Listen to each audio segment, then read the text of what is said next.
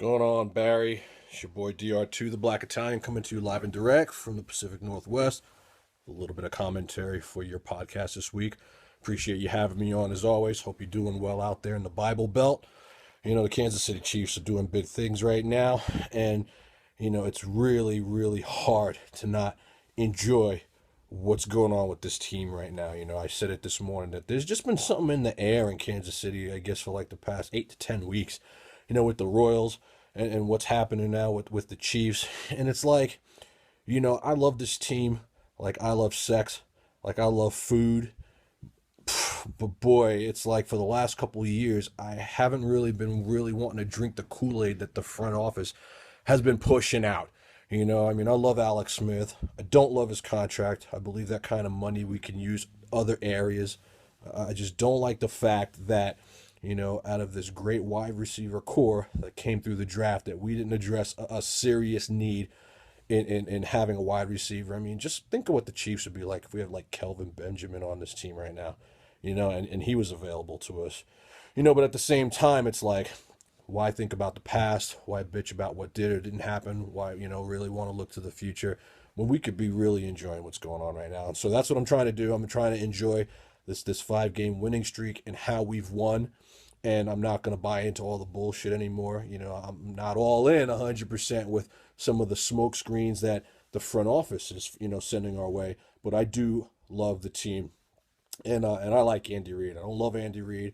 I believe that he coaches a little scared. I believe that there are times when we're inside the 5 that we should stop getting cute and just run the ball. I do believe that there are times when we're not getting it on 3rd and goal and we're inside the 3, that rather than take the points, that we should show some confidence in our team and try to go for it. That's been a big pet peeve that I've had with him. Show some confidence in your team, get your team fired up, and put teams away.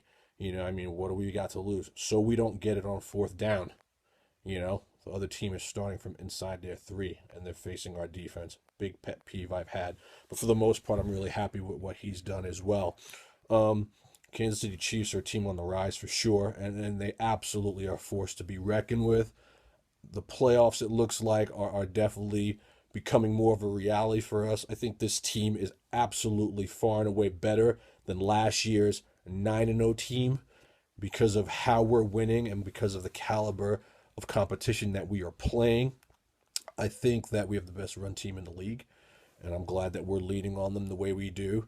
I just think down the stretch, not having another competent wide receiver to kind of help Bo in traffic, may come back to bite us. But at the same time, we've been playing really, really good teams right now, and it really hasn't, bothered us.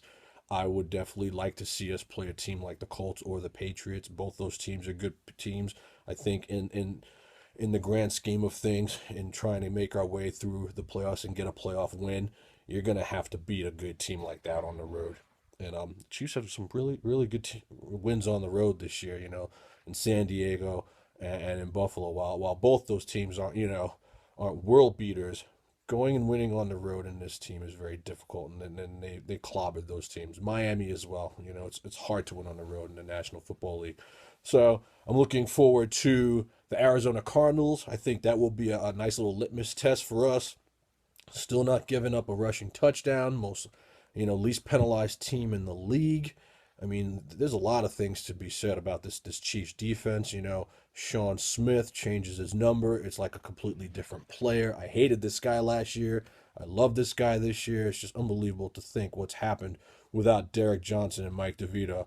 So I'm really enjoying what's going on with the Chiefs this year. I'm very excited, and I thank you for your service to the fans and to this team. And as always, thanks for having me on, brother. One.